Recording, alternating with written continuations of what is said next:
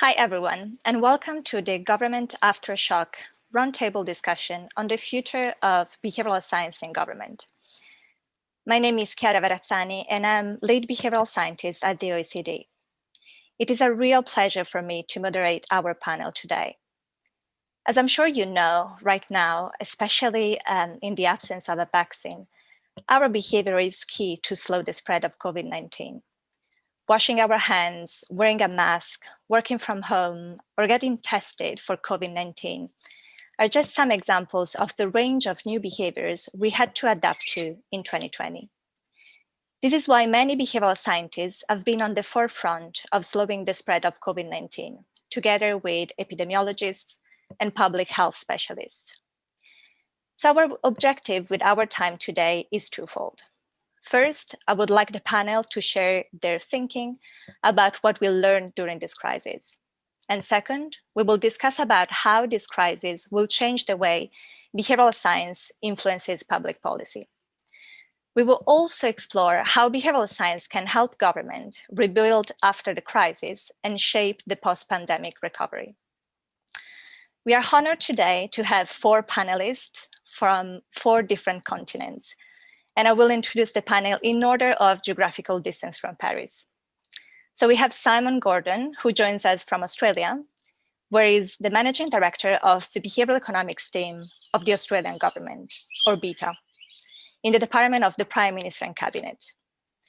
At BETA, Simon leads a large team of people working on applying behavioural economics to several policy areas, including health, education, employment, energy, and cybersecurity. We have Ammaarah Martinus, who joins us from South Africa, where she's the Director of Policy, Research and Analysis at the Western Cape government, where she leads the Behavioural Insights portfolio. Ammaarah has done some extensive work in behavioural insights, including tackling the recent water crisis in Cape Town with the help of behavioural science. Fadi Makki joins us today from Qatar, where he founded and currently heads B4 Development and Nudge Lebanon. Fadi is a pioneer in the applications of behavioral insights through randomized controlled trials in the Middle East, and he has more than 20 years experience in public policy and behavioral economics. And finally, we have Mariam Chammat, who joins us from France, where she works as executive advisor in behavioral insights in the Interministerial Directorate for Public Transformation in the French government. Mariam translates findings and methods from cognitive and behavioral science into tangible improvement in public policy. Mariam also works on strengthening evidence-based policy by developing collaborations between policymakers and researchers. Welcome to our panelists, Simon, Ammaarah, Fadi, and Mariam.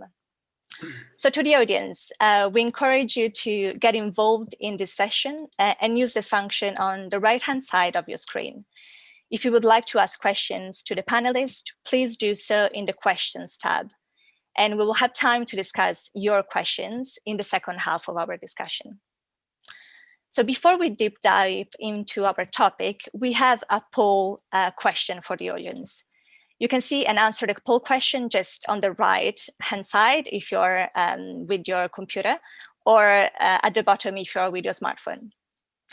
And our question for you is, do you think that this crisis is making behavioral science in government more important? Option 2, more important, but only in relation to COVID-19. And option 3, as important as before, or lastly, less important. So we're really curious to know what you think. So while we wait for the audience to tell us what they think, I would like us to get to know the panel a little bit more. So you all come from 4 different countries, and actually 4 different continents, Asia, Europe, Australia, and Africa.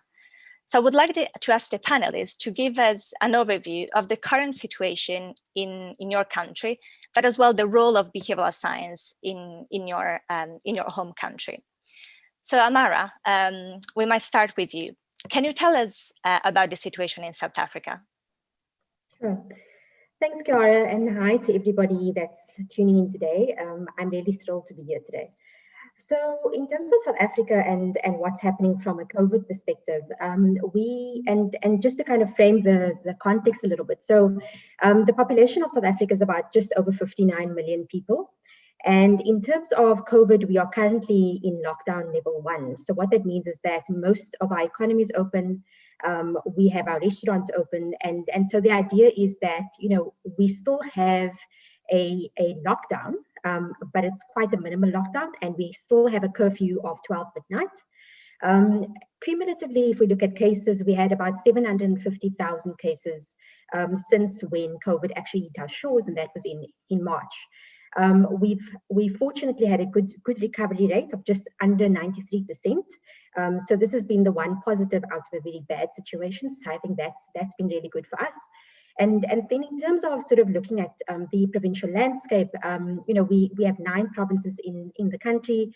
The Western Cape had a fairly long and flat peak. However, the rest of the country had quite a high and short and sharp peak. So that did have its challenges, of course. Dealing with it over a long time obviously has challenges over time, but then also having a mass increase of cases in other parts of the country create quite a strain on our healthcare system. Thanks. Thank you so much, Ammaarah.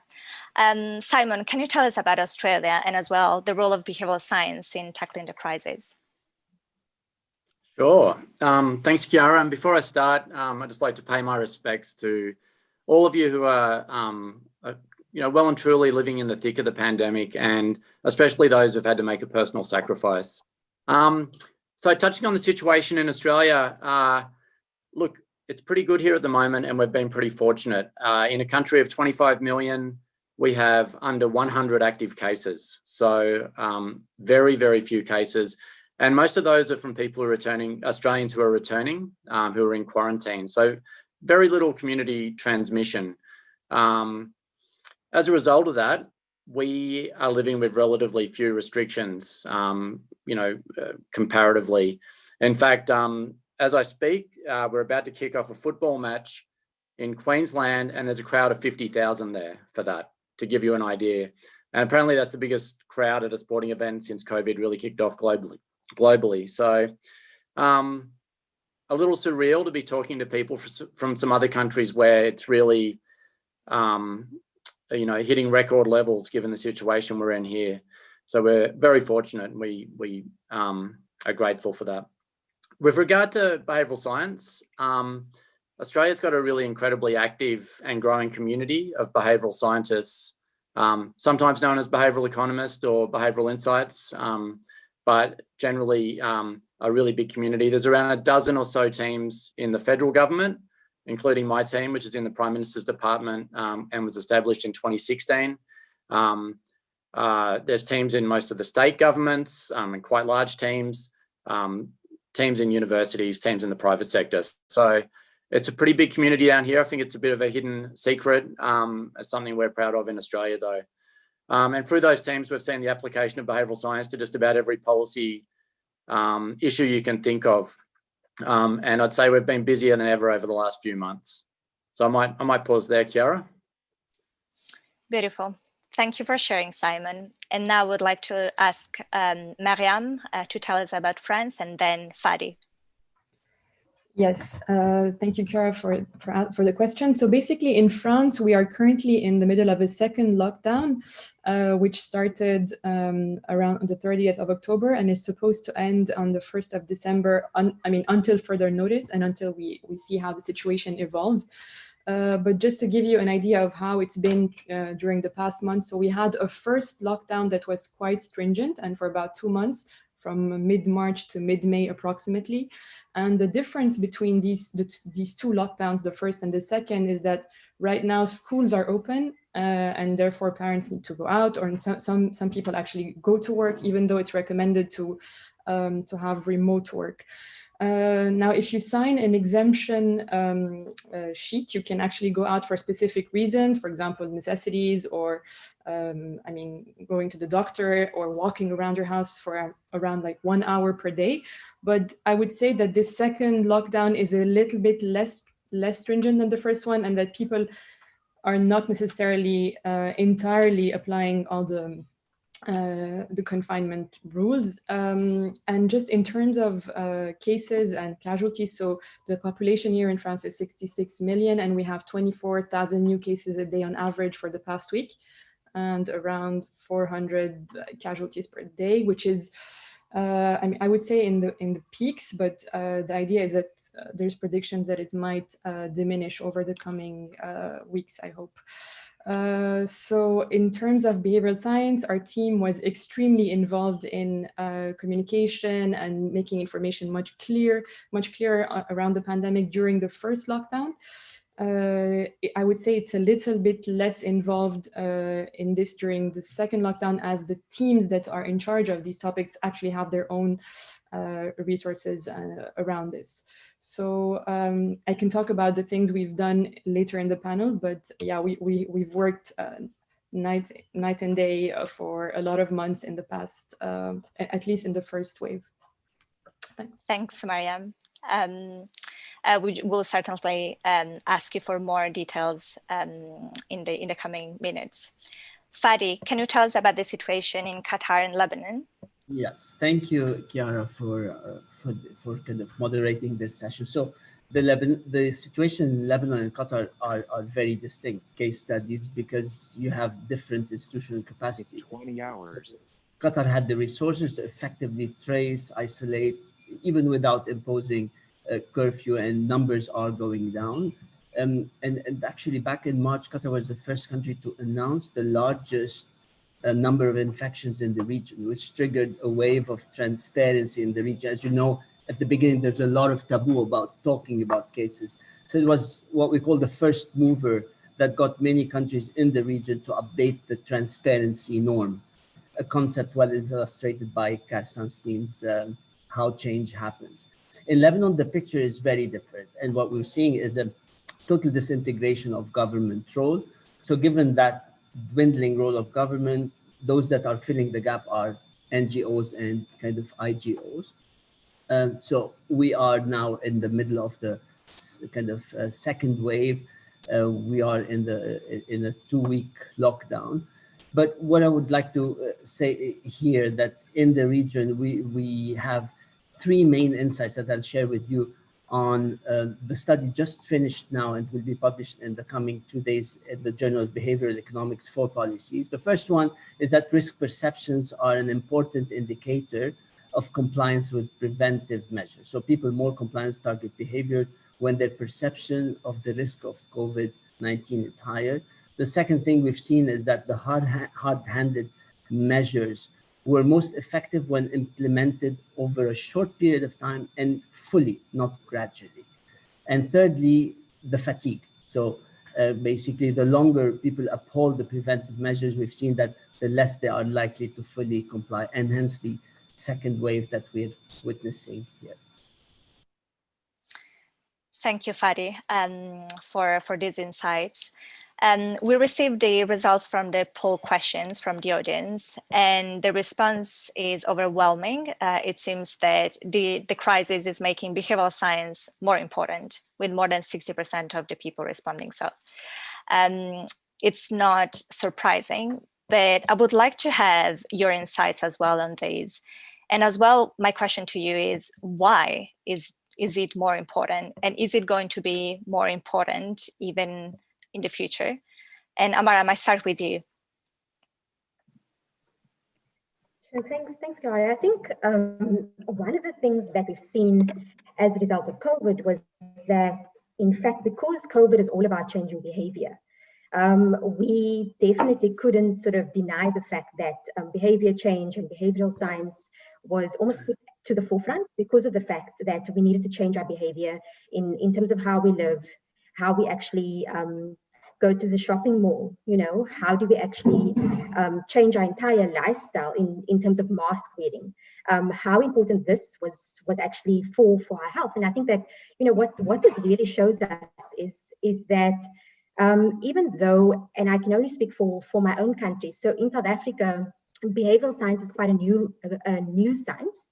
And even though we as the Western Cape government has been doing it for almost 8 years, The rest of the country hasn't really taken on that quickly. But what I've seen in the pandemic, because of the behaviors that had to change, there was this deliberate effort to sort of look at behavioral science and to see how to change things in terms of how we communicate with our people, how we actually look at how people need to change their everyday lives. And I think that this has been quite successful, and also shows that, you know, we use behavior change in many facets of our lives, but we don't necessarily call it BI or behavioral science or behavioral economics. And I think that this is something that we, as our community of behavioral practitioners, academics, policy people, really need to put forward, because often we don't give ourselves enough credit in terms of the power of behavioral science.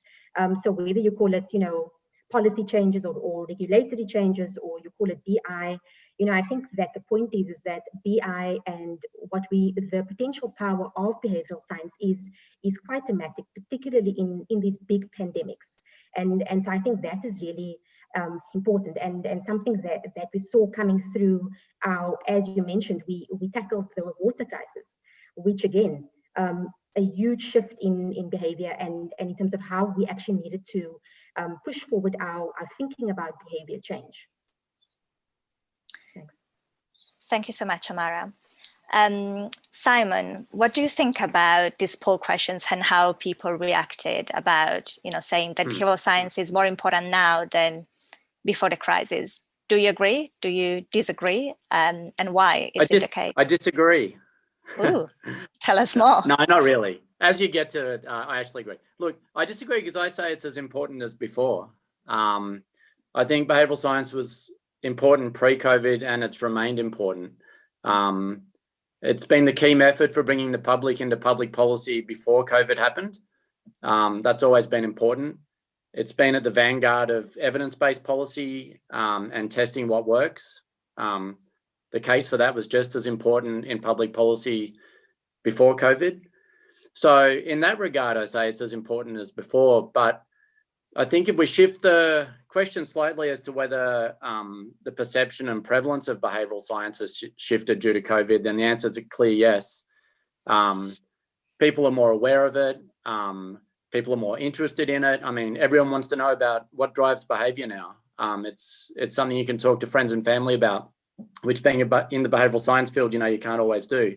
So I think there's been greater application and it's more clearly in the spotlight. And along with that, I think expectations have risen. So I think in that regard, if you look at greater application and expectation, I think our role in the public policy process has become more important. So a little in the C camp and a little in the A camp for me in the poll question. Thank you, Simon. So now I would like us to try to look back at these last months together. So as behavioral scientists working in government or with government, my question is, what did you learn during this crisis? And in particular, I would like to have your views on the three core questions of this event, which are first, what worked well and what you think we should keep? Second, what do you think that we need to leave behind? And third, what do you think we need to do differently? So yesterday we had more than 60 events with almost 5,000 people all around the world, all tackling different issues, of course, but all unified by this focus on these three core questions. And just to give a flavor of it, from yesterday, I noted that people said that they want to leave behind things like fixed mindsets, risk aversion, as well as a siloed and linear ways of thinking. And equally for the future, I noted that people would like to keep things like experimental approaches, so things that I think you are very familiar with, as well as quick decision-making, something that they would like to keep going forward. So Mariam, I must start with you. Reflecting on the experience in these last months, what do you think worked well and worked less well? And what you would like to keep or what you would like to do differently? Yeah, so I think the things that that worked well, I mean, I'm going to speak about this things that basically our team was most involved in, is focusing on clarifying information. So how do you make information that is extremely complex, that is extremely evolving and changing, the clearest possible? And actually, one thing I've learned is that clear communication is really not as easy as it sounds. And, you know, like putting the right amount of information at the right time, making them being transmitted by the right institutions and the right messengers that are trusted sources of information is actually quite a challenge. And one thing that I've noticed happen, it's interesting because it's a bit of a paradox, is the need to give as much information as possible to citizens so that they can have all the information to act accordingly, but also at the same time, the importance of not giving that much information at the same time, because people's bandwidths are overloaded and they simply can't take that much information in. So I think like this paradox between you want to communicate and over communicate, but at the same time, you should be extremely respectful of the cognitive loads is quite a challenge. And I think this is something we need to work on a lot more. I think we need to work on how to better use infographics or visual information to make things more clear. I think we've learned that the scientific communication needs to be we should work on it to make it more clear, because it's complex and contains a lot of uncertainty, and how to make people accept this uncertainty and understand the way science works is quite important. Some other things are also touching on scientific communication. I think scientific literacy is also very important to focus on. And I don't necessarily only mean understanding how a virus works or how long a vaccine takes, etc., but also accepting the scientific method in general, the fact that things take time, things evolve, things change, and because findings change over time, it doesn't mean that scientists are changing their minds. It's just that there is new evidence coming and you need to update your data with this new evidence. So I think that's really important to focus on. And the things that were really strong in our team, I would say, were the ties we had with researchers and research networks. So we were able to very quickly mobilize researchers that were very keen on helping us and sharing their insights. So I think that's really important. And the more you have close networks with experts, the more it's helpful in these kinds of situations, because I think that one thing that this crisis highlighted is that we're not necessarily very mature in terms of the content that we can deliver to policymakers. So we really need as much support as we can as BI teams, I would say. And I don't know if you asked what we would do differently, but maybe one thing which I think could be done a bit differently is the way you allocate your resources to the crisis. So for example, in our team, well, it's a relatively small team, but still all of our resources were directly on immediate requests. So the demands were very quick and they were very diverse and they were very numerous. So all of our team was in a very pragmatic operational mode of answering to these requests very rapidly. But I think what we could do differently is perhaps split the resources in two and have maybe one very responsive and agile team answering very quickly, and then part of the team anticipating more long-term problems and maybe working on experimentation a bit more, which isn't something that we had time to do, unfortunately. Thank you so much, Mariam, for a lot of interesting insights. Simon, what is your comments on what Mariam was just saying about what she learned during the crisis, and as well what's the best way to manage a team as well, working in government? Of course, we need to be very reactive, as we know. We have to respond in sometimes less than an hour. But as well, how can we keep that proactive approach, making sure that someone is thinking strategically about the work to be done? Yeah.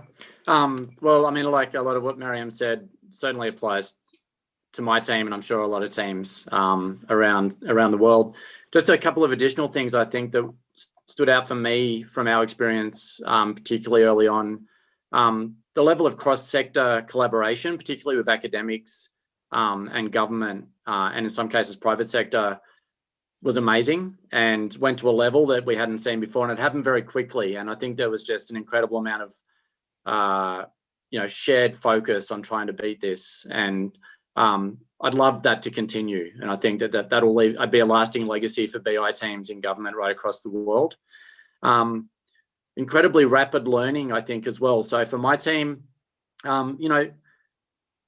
haven't gone through this stuff before. So you had to very quickly get your head around a whole bunch of stuff that was a little bit unfamiliar. And, that really takes you out of your comfort zone. It in part explains why we all worked ridiculous hours. But, we had to go from some of our preferred methodological approaches to doing stuff completely differently. I mean, anyone who's done an RCT in public policy that takes 18 months, that's very different to giving advice in 1 hour. And so you got to get in a different mindset. And I was really impressed with my team, and from what I've seen from others, that's happened well elsewhere as well. And related to that is just the flexibility. Like, we really had to pivot, I think, very quickly. And I think BI teams did that really well from what I've observed. So there's a range of things there, I think, going forward, which we want to keep. If I could choose just one of those, it would be the cross-sector collaboration. Like, let's not try to do all this stuff ourselves. Let's work together to solve these big problems. And that includes working through forums like this, the sharing of information. We still don't know much about this pandemic and what's worked. We might not know exactly what was the key factor for years to come, but we'll need to work really together if we're going to get there. And then I think the other thing is that I think it has really expanded the way we've looked at policy problems from, I think, some of the more conventional kind of, let's say thinking fast and slow approaches, looking at biases, to a much broader kind of view of behavioural change, and also bringing in a lot more tools into our diagnostic toolkit, if you like, to try to understand what's going on with people. So, going forward, they're the things that I want to retain out of the pandemic, which I think can be applied right across a range of policy problems. Thank you so much, Simon. Now, going a step a bit further, it feels like the initial shock of this crisis has passed in a way. But of course, the crisis for government and for the people still continues and evolves over time. So Fadi, I wanted to ask you, from the behavioral perspective, you were saying before about, risk perception and fatigue. So if you think about the behavioral perspective, what do you think is different now compared to the very first months of the pandemic? So, Chiara, what first comes to my mind when I look at kind of the role behavioral science played initially the first few months and then now, I see that initially behavioral science was mainly used to encourage staying at home, to encourage commitment to self-isolation, to confinement. But when this is no longer the case or not sustainable because of the economic situation, spaces are reopening, behavioral tools had to now inform how to reopen how to go into the new normal, how to do it in a safe way. So in a way, behavioral sciences has shifted from kind of helping people cope with the initial shock of isolation, of physical distancing and lockdown, to surviving in the new normal while keeping safe. And what we've seen actually over the continuously now, this amazing innovation in nudges to kind of in ringtones, on messages, kind of messenger effects, reminders. It's just amazing in supermarket, in the journey of people going from one place to another. This has been kind of fantastic. But what I also want to say is that behavioral science is kind of now falling more in place as a facilitator. Initially, as you know, we kind of, as behavioral science, we earned a bit of bad reputation because somewhat we tried to step into the health scientist kind of seat. And then even in some cases it was misunderstood. Are we recommending independently to go into health policy solutions? That's not what we should do. What we should do is more facilitate the implementation of expert-driven solutions. And that is our role, to make a habit stick, to make desist a certain habit, and so on. So that's, I think, was initially with the discussion of herd immunity and so on, but now I think we're going back to kind of our key role, which is facilitation of behavioral change using evidence, using experimentation, using a lens of behavioral science. Great, thanks, Fadi. Now I would like to move the conversation more and to the future. So thinking about the recovery phase, where do you think that behavioral science can make a difference and add the most value? So what do you think will be the role of behavioral science in the recovery phase? And if you could give some examples of particular initiatives that you have in mind, that will be really great. So Ammaarah, what do you think? What will be the next months look like? I think this is a very interesting question because it builds on what Simon was saying, but also what Fadi was saying. You know, Simon was talking about, you know, this lag time that we always fixate about doing the perfect RCT, you know, with the perfect conditions, and everything needs to be in place. I think what the COVID pandemic has shown us is that life is never perfect, and you need to adapt your situation to what comes at you. And whether that is a complex policy problem like the pandemic or something else. And so what we've done as a province and even more broadly as a country is to look at economic recovery, but then also look at social fabric recovery, because part of what we don't talk about is, yes, the impact of COVID has been tremendous on our economies throughout the globe. But it's also taken a severe toll on people's mental health. It's taken a severe toll on well-being. It's taken a severe toll on people's dignity. You know, not being able to, for example, have food every day, you know, was a real big problem in our country, for example. Food security, things like, you know, early childhood development, things like gender-based violence or intimate partner violence, you know, those sorts of things that are almost seen as a secondary impact of the pandemic. And I think that, you know, when we start thinking about the recovery plans for our various countries, it's not only about how do we build back better in terms of our economy, but how do we build back better in terms of our people. And I think that often we are so sort of focused on having the economic impact, which is obviously quite important, but we neglect those things that actually build that fabric and create social cohesion in our communities. And so I think for me, you know, if I think about practical examples, we have taken, and we've got 3 streams, one focusing on jobs, the second one focusing on well-being, the third one focusing on safety. And if I hone in on the well-being side of things, you know, we've taken a complex problem. So early childhood development was a really big issue for us, because what it meant was is that according to our national regulations, they were all closed down during the lockdown. And only about 45% of those centers are actually operating at the moment. So what this means is that those caregivers and parents are then unable to go to work, which then has a negative impact on the economy. And so what we thought about was thinking through how we can use behavioral science to look at parent engagement. How do you actually create that bond between child and educated child and parent? To be able to almost build a society in a COVID sort of reality that actually makes sense. So for us, it was thinking about how do you open centers in a responsible way, using behavioral science and using parental and educator engagement techniques to actually make sure that you are, you know, not just looking at the child as being in a center, but looking at a child as actually engaging with the material. So for example, if we go back, or if we go into a second lockdown, for us, that will be a disaster, right? So it's about thinking through how do we carry on in this new normal world of COVID using behavioral science for parent engagement.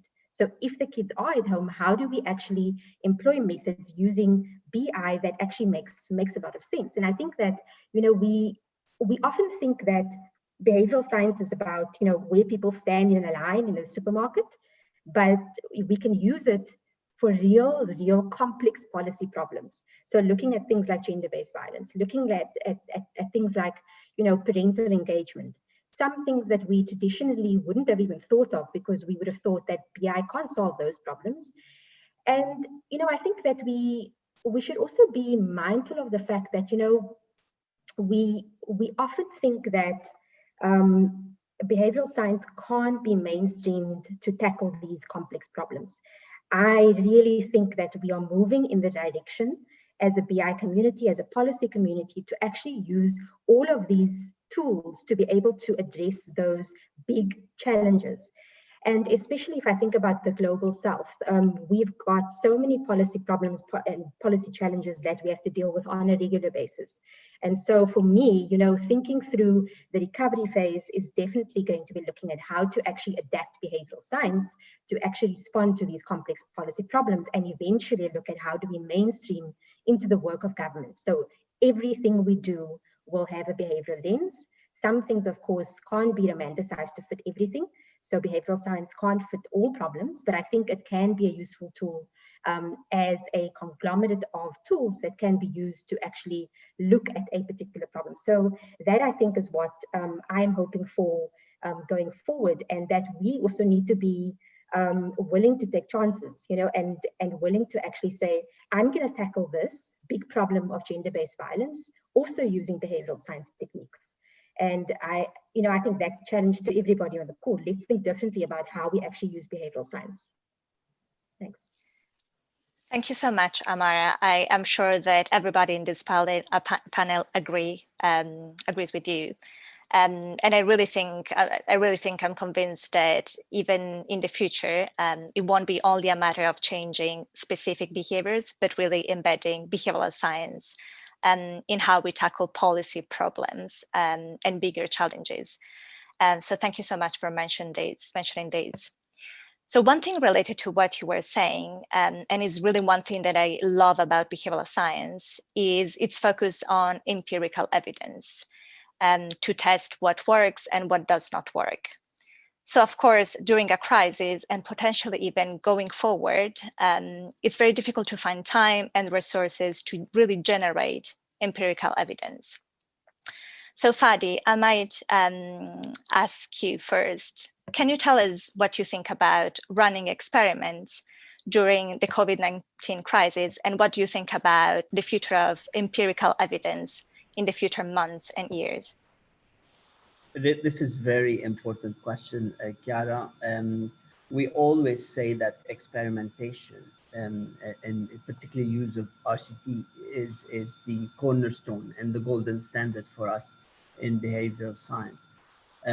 Now, this is all the more important in the pandemic. However, we notice that we don't have that luxury all the time, the resources and time in terms of response to conduct expanded experimentation. And therefore, we had to settle for smaller pilots and from which we learn, readapt to a very fast changing environment. We see things, behaviors happening and changing very fast. So that is a challenge. So I think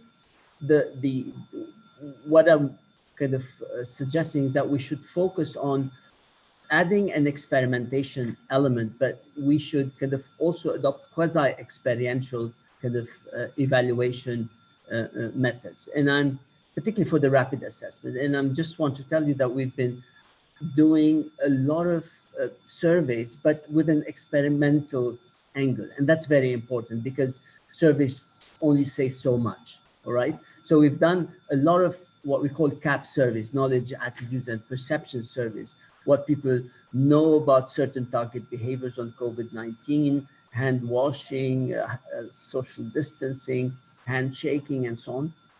And what we've seen is that there's a need to do those regularly. And actually a lot of countries run those every month or so because so much is changing. But what we are doing with those is adding an experiment. So at the end of it, to make sure we don't affect the validity of those surveys, we always kind of test something. For instance, see what is it that would increase a trust in a particular policy. Like in one of the recent experiments, it's a great experiment actually that we'll be working on publishing very soon. We the objective was to see whether people are resorting more to mental health online services, which is of course a big thing nowadays. And the fact was that there has been more resorting to those mental health services online. So we asked people how much they trusted going there.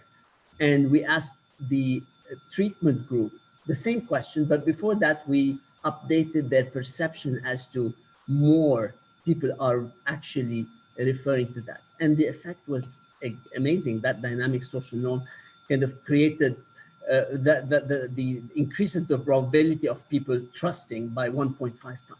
So there's always, what I'm saying, a room for adding an experimental angle, even in surveys. That should be very common and inform the strategy. And in one thing that also kind of is an amazing show of the pickup of behavioral science by government entities. We're working very much with the Ministry of Health here in Qatar.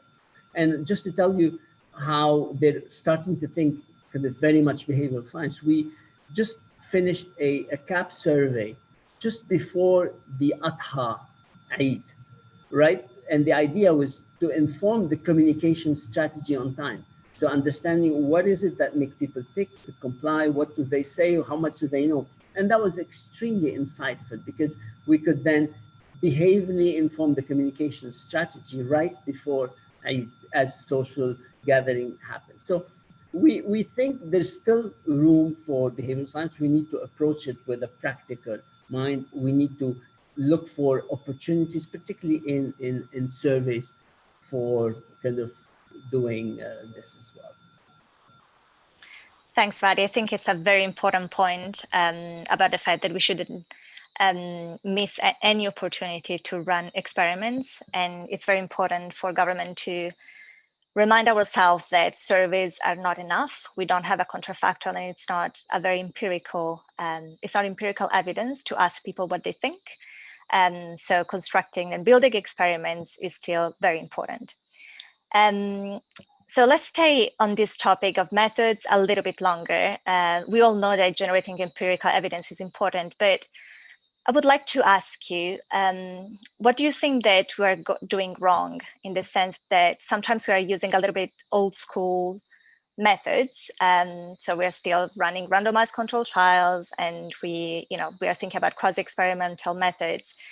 But what do you think are the new methods or ideas that we should introduce or integrate with behavioral science to deal better with uncertainty and complexity and the complex challenges that Ammaarah was mentioning for the post-pandemic? Ammaarah, I might start with you on these.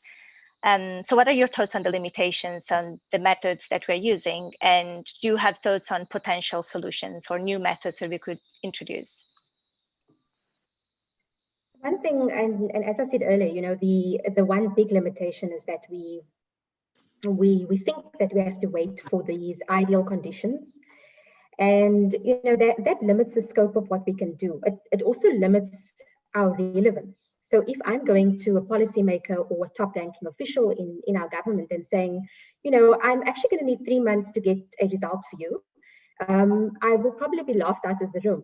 It's about thinking through how can I turn around something quickly without actually losing the academic rigor, but also being able to be sort of relevant, be able to be timely, and also be able to give an answer that makes sense. So I think that that is what our policymakers are looking for.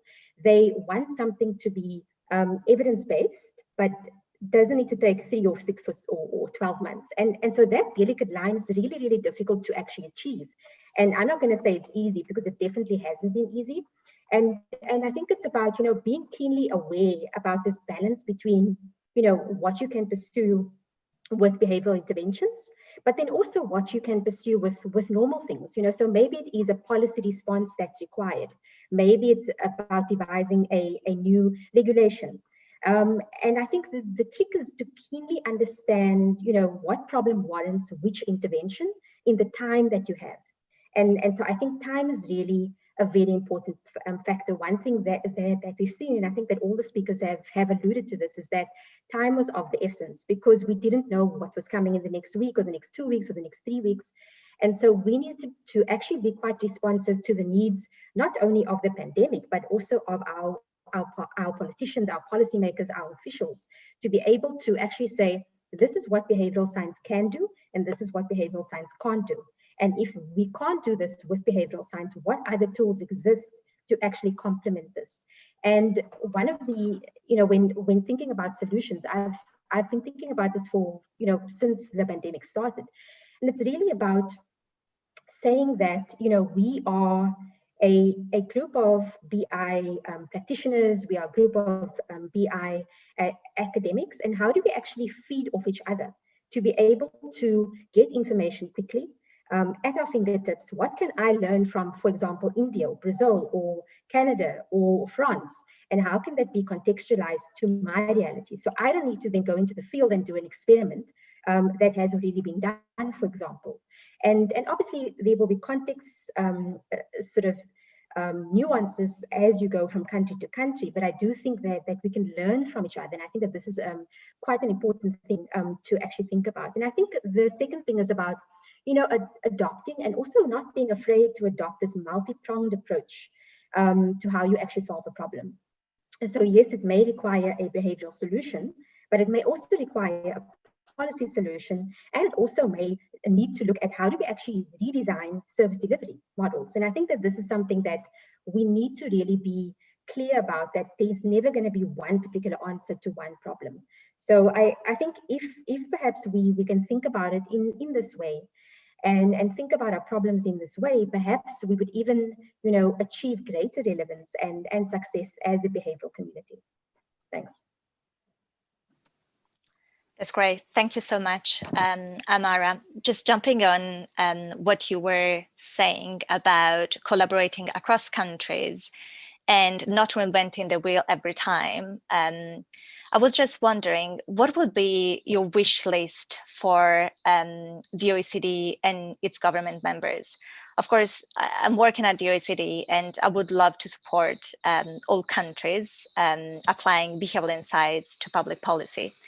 So what do you think that the OECD could do to support governments applying behavioral science? So you mentioned a couple of things, Ammaarah, but maybe I can ask Mariam if you have any other idea on a wish list for collaborating better together. Yes, I have a very long wish list, which is going to make your job a bit challenging, but I'm gonna tell you a few things that I think would be really helpful. One thing that I have personally found really helpful and comforting in the past month is this group that the group of behavioral insights practitioners that has come together and that has been supported actually already by the OECD, where practitioners from different countries are exchanging on best practices. And I think, sorry, I think there's a noise behind me. Someone decided to drill something right now, but I'm sorry if you can hear that loudly. So as I was saying, it's been very helpful to have insights from different BI practitioners, not only in terms of best practices, which we could, and ideas that could inspire us to implement things in our context, but also to see that we all share kind of the same difficulties. I mean, it's not that misery loves company, but at least knowing that other people are sharing the same difficulties can be reassuring in the sense that you know that you're not going on in a wrong track or direction.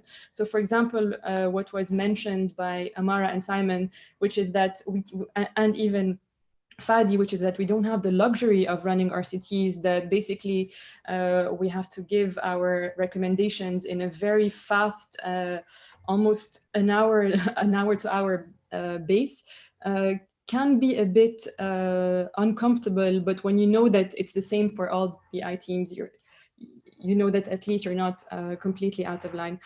So I think creating networks and communities where people can exchange would be very helpful, but also perhaps building, a sort of a what works center of things that really work during a crisis could be very helpful, like go-to resources where we can quickly find information on what are the best practices in terms of compliance to health measures, or perhaps best practices in terms of the amount of communication, the right messengers for communication. So I think what works, a what works center on best practices would be very helpful.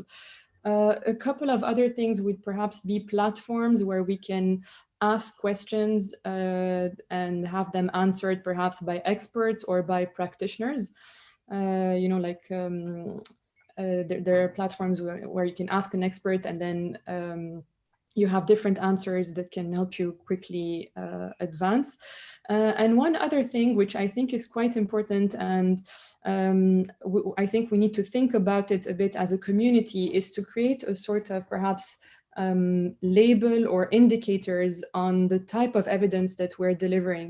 So, you know, for example, the same way we have the Nutri-Score, which is the scores that you have on food and how healthy the food is.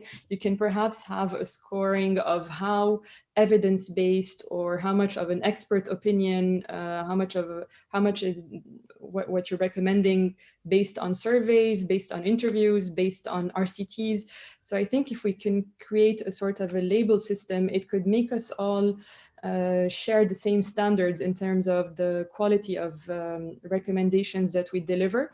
And it could also get the message across that not everything that we are recommending right now in this very particular context is 100% I mean, rigorous and robust. So I think it would set expectations on all sides, make it more clear to policymakers what we can and what we can't do, and to what extent we're betting that the recommendations we're making will actually work or not.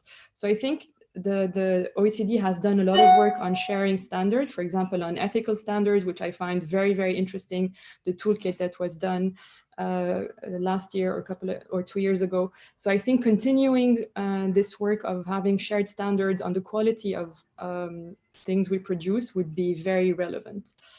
I have one last wish. Sorry for the long list. I'm sorry, Chiara, I know you're the one who's going to have to implement all of this if you decide to take my wish list. So the last thing would be something about pre-registration of trials. So I think it would be very interesting to have people around the BI community pre-register trials, also for us to see to what extent our intuitions and predictions are actually correct on what will and will not work. I think it's important for us to know how good we are at predicting outcomes. So I'm going to stop here, and I'll send you the rest of my list by mail. Thank you so much, Mariam. That was a very long Christmas list. We're working on it, so watch this space. I'm mindful of time, and we're moving towards the end of this discussion. So before moving into the discussion with questions from the audience. So now I would really like to push forward and open up a bit our thinking about the future even more. So my questions for you is, where do you see the biggest windows of opportunity for the future of behavioral science in government? And how do you imagine the next 5 to 10 years agenda for behavioral insights? Simon, I must start with you on this one. What do you think? Mm-hmm. Look, I've taken a slightly different twist on this kind of, I guess, in that I'm not going to look at the big policy challenges. I mean, I think there's enormous opportunity for behavioural science to be applied to all the big policy challenges. That's a given. What I'm really interested in, I think, is how the field responds to that opportunity. You know, we need to remind ourselves that the application of behavioural insights to public policy is still very young. And I think it's important that as a field, we don't get too far ahead of ourselves and overreach. And I think Mariam's just spoken about the sorts of things we need to do in the next 10 years. That's not to say that we shouldn't continue to apply our methods to the really important policy issues, like we clearly should, but we need to continue to test and learn and adapt as a field, and need to be self-critical and really challenge ourselves, I think. So I've got sort of 4, I guess they're not wish list things, but 4 predictions, I think, for where behavioural science might end up in the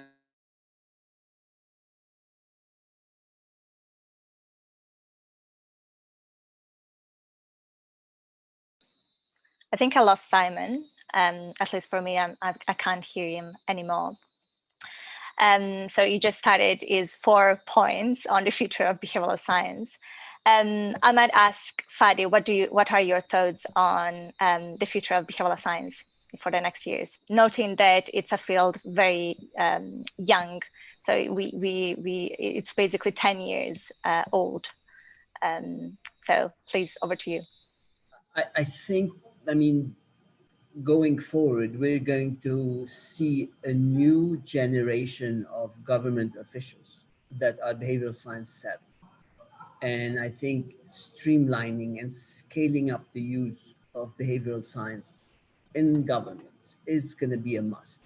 We cannot go on kind of having reliance on specific nudge units and behavioral science unit to support experiments in government. That is not doable given how much demand there is. The only way to do it is to build capacity bottom up and have that generation with experts in various aspects of behavioral science built inside government, but not only, with NGOs and implementation partners, particularly in developing countries. So I see capacity building going to be the next big thing in behavioral science, and academia is going to be playing a key role for this. Of course, integrating artificial intelligence, big data is going to kind of take this to a new level, of course. However, we should be mindful, and this is on my wish list for you, but I don't know how you're going to be able to do all of this after Mariam's long wish list. The ethics of this, just making sure, whether through pre-registration, whether just encouraging more and more people to do this, and kind of to make it not doable without having kind of gone through an ethical standard, without pre-registration, without announcing what you're doing. This is extremely important. So the ethics of this is what keeps me from sleeping at night. Thanks, Fadi. We'll definitely try to help you sleeping at night in the future. Now, given that it's quite late, I would like to take a couple of questions from the audience. Thanks so much for the discussion. I learned a lot. So we had a couple of questions. So for example, we had one that I found very fun and intriguing, which is, I don't know if you have the answer, of course, but it's, did governments with behavioral insights teams do better in mobilizing community-led responses compared to those without behavioral insights teams? Ammaarah, what are your thoughts on these? Sure. You've given me quite a difficult one to answer, but I think I'm going to try my best. I'm taking it from my own experience in terms of how we are set up in the Western Cape government. So we don't have a dedicated BI team. We have a team which is very small at the moment that is embedded within the policy and strategy unit. And what that allows you to do is that you already have a network of connections, contacts, and this particularly speaks to Fadi's point about being able to build those partnerships and to be able to run with those partnerships quickly, because you don't now have to build something from the bottom up. You actually are building on what you've already created. So I'm going to be very biased and say that I think from my perspective that those teams that were not separated out of government or in a separate entity probably did a little bit better, because they had that network of people around them that they could call on and basically form part of a cross-disciplinary team. So you would have your data people coming to the fore. You would even have your organizational behavior guys on board. You would have your health guys, social development guys. So it really became a sort of a network of people who might not have known what BI is about, but we all had the same goal, and that was really to how we're going to overcome the challenges that have been put forward by the pandemic. Thanks so much, Ammaarah, for these. We have a lot of questions. So now we selected another tricky one for you. which is about if you know of any behavioral insights interventions, or if you have any ideas on how to combat and fight this fatigue that we mentioned during this discussion on COVID restrictions. Fadi, you mentioned a couple of times about differences between how we feel now compared to the beginning of the pandemic. So what do you think about what we could do as behavioral scientists to try and fight this sense of fatigue that people are experiencing right now? I think we're seeing a lot of innovation already. Constant reminders is very important. The salient of the messages, the effect of messenger, who communicates this is also very important. Communicating not the harm to yourself only, communicating the harm to others, to loved ones. Constant reminder of this has been very powerful. Making sure the harm aspect is salient, but not only, giving options of what people can do. And we've seen a lot of kind of particularly the reminders on the effectiveness of reminders regarding the hand washing, the mask wearing, and so on. So these are some of the things that we've seen kind of are important, but we need to constantly innovate with that. And behaviors are constantly changing, which makes it extremely difficult to track. So we need to share, but after all, we know context does matter, and we cannot copy and paste, but we need to quickly in a rapid way kind of pilot these things to see not only where the attitudes and the risk perceptions are, but what is it that we could quickly pilot to see what works, what does not work. Thank you so much, Fadi. Hopefully, we will pick some of your ideas as BI teams in the world. I'm sure that they are working on this topic. We have another interesting question on more misinformation and conspiracy theories. And Mariam, I think that you could answer this one.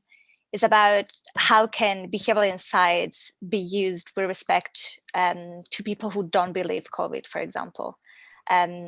People were really putting into questions quite a lot of the scientific evidence that we currently have. Is there anything that we can do about this? Simon is back. Welcome back, Simon. Yes, well, that's a very interesting, very, very interesting question to which I'm paying a lot of attention these days. But at the same time, I think it's a very huge challenge to have. And I don't think I have a short, easy answer to this one. I think there's so much we need to do. So one thing I mentioned already, and I believe in a lot, is scientific literacy. So I think that the question of conspiracy is something we need to tackle at its roots. I think we really need to teach in schools scientific literacy, and I think that's something that we should really keep in mind and maybe teach about a little bit more is how we form an opinion. So basically, how does persuasion, how does argumentation actually work? And a big challenge in conspiracy theories or discussions about things, for example, like vaccines are a way to get us, I don't know, to get chips into our bodies, or these kinds of discussions, is that there is a very big asymmetry in argumentation. So someone who's trying to convince you of something scary or conspiracy or something like that vaccines are risky, etc., has to do very little effort and just plant one seed of doubt to get you to be completely to be risk averse. And I mean, who would want to, I don't know, if I take the topic of vaccination, who would want to vaccinate their child if they know that there's a 1% chance risk of something happening? But on the contrary, the person who's trying to fight the conspiracy has a much bigger task of convincing you without any shadow of doubt that there's zero risk. And that task is much more challenging because the person is trying to get you to do something active, while the person who's trying to convince you of the conspiracy is trying to get you to stay on your status quo and not do anything. So we should be aware of this very big asymmetry between how easy it is to create conspiracy and how difficult it is to fight conspiracy. So already starting to understand this imbalance is one starting point. And the second thing is, I don't know if you know the Brandolini's law, basically that the amount of effort you need to put in to counter wrong information is so much bigger and heavier than the amount of effort you need to put in to actually create it.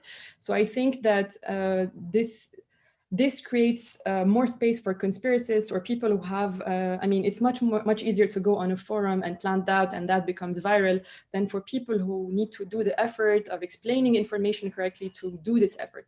So I think we need to be a bit, once we're conscious of that, I think we need to spend a lot more time explaining things in a clear way by using, as Fadi said, trusted sources of messaging, scientists, doctors, people who actually have already have the trust of citizens. It's a very complex question. I could talk about this for hours, but I'm wary of time and the fact that there's other questions.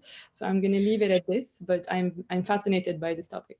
Thank you, Mariam. I think we can have another hour conversation on this. Fadi, would you like to add something? I want to say that we've seen in the region an amazing increase in the credibility of health policy workers, frontliners, in terms of as a source of information, as opposed to social media and so on. So that's a very positive insight that we could build on. The other thing I would just leave you with is we're working so much on inoculation theory and what we call psychological vaccine, with people, with Cambridge researchers, Rosenbeek and van der Linden. We've done it in PVE, but they're working more on kind of the vaccine uptake hesitancy and more even kind of games regarding fake news regarding COVID-19. So there's room for that too as well. Thank you, Fadi. Again, we should just organize another hour conversation on this topic, it seems. So now I'm happy that Simon is back with us. So I need to close very soon. And I would like to close with a note that should be both concrete and personal. So my question to you is, what are you personally committed to doing differently in light of what has been revealed by this crisis? And Simon, definitely, I will start with you. You can take a little bit more time than the others, but not more than 2 minutes. Sure. Well, definitely I'm going to get better IT so that doesn't happen again. Maybe there's more to that than that happens too often. Look, I don't think the crisis has necessarily made me want to do things radically different, but it's made me a lot more curious about human behavior. And it's really rammed home the importance of empathy, you know, because whilst COVID's happening, I think there are divisions in the world and that they could grow. And I think we need to spend more time, and my personal commitment is to spend more time trying to be more empathetic, to take the time to talk to people that I wouldn't normally talk to, understand their perspectives better, understand the world inside their head without judgment. And I think that's what we all need to do. And I think governments as well. And we've already spoken about this, but from a professional perspective, it's definitely to open the door to more international cooperation. It's so rare that we're all trying to do the same thing more or less at the same time. And there is so much to learn. So I really hope, you know, it's tough being down here in Australia, particularly while we can't travel, but international cooperation is a big one for me. Thank you, Simon. Definitely resonates with all the speakers, I think. Fadi, what are you personally committed to doing differently? You're on mute. There's no call without your on mute reminder, of course.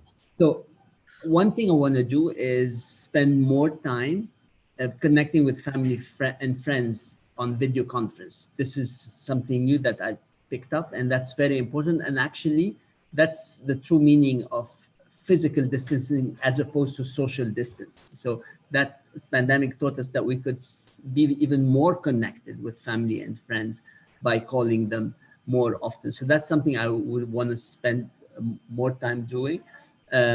Working from home and working with people from different time zones. And actually, I've been thinking about it because a lot of my team are either in North America, in Lebanon, in Africa, in different places. And I found it very, very fresh because it provides twice a day a fresh feed of new ideas. When people wake up in the other place and your normal morning. So this is, I find amazing, just working literally across different time zones. We want to do more of that. Thank you so much. And we have a nice representation of this, given that we are in 4 different continents. Mariam, what are you personally committed to doing differently? So I think, like Fadi, connecting a lot more with family and friends, because my parents are in 2 different countries and I haven't seen them for a while. So I think connecting with family is very important in these times for all of us. So that's on the personal level. On the professional level, something that I found really interesting in what we did during the crisis, and I'm committed to doing more, is gathering more insights from not necessarily behavioral insights practitioners or scientists or experts, but actual people on the field, because I think that their insights are extremely relevant, extremely pragmatic, and very valuable. So for example, during pandemic, we interviewed teachers, we interviewed nurses, and I think that people who are on the field have knowledge that is unfortunately a bit underrepresented today in our fields. And I think I'm committed to creating more networks of harnessing their insights. And that's it. Beautiful. Thank you, Mariam. And last but not least, Ammaarah, what you would like to do differently going forward? I think not so much differently, but sort of more of, I think sort of resonating with Mariam's point now about connecting with those people that we actually serve. So I think it's about understanding where people come from, why they're there, why they do what they do. Because, for me, understanding behavior is about understanding where it all comes from and what stemmed in actually creating that particular behavior. And then I think the second point is a very sort of personal thing professionally for me, is that I really want to do more in terms of expanding collaboration between countries in the global south. I think what the pandemic has really showed us is that normally, you would go to these conferences and it's, wherever it is, but you don't get to interact with everybody. And so what COVID has taught me is that I'm able to now just, have a Zoom call or whatever the case may be with anybody. And they don't need to be sitting on a particular panel, but they may have really, really valuable insights that I wouldn't have even seen or even know about if it wasn't for COVID. So I think while, of course, COVID has brought with it a lot of challenges, it's also been a lot of positive gains, and particularly for people in the developing world, in terms of how do we actually exchange ideas? How do we, in fact, build on what each other's doing? Because a lot of what we do personally is not documented. So how do we actually share those lessons and just get it out there? Because I think that's also incredibly useful in terms of that intellectual property and being able to really share what we do as a behavioral community, but also looking at how we look at intersections between disciplines. I think that's essentially important. Thank you so much, Ammaarah. That was very inspiring. So that's all what we've got time for today, unfortunately. So thanks so much for our panel, Ammaarah, Fadi, Simon, and Mariam, for being here today with us and sharing their insights. And I would like also to thank everyone for tuning in today and for your compelling questions. So on behalf of the OECD, I look forward to seeing you again at future events in the behavioral science space. Thank you.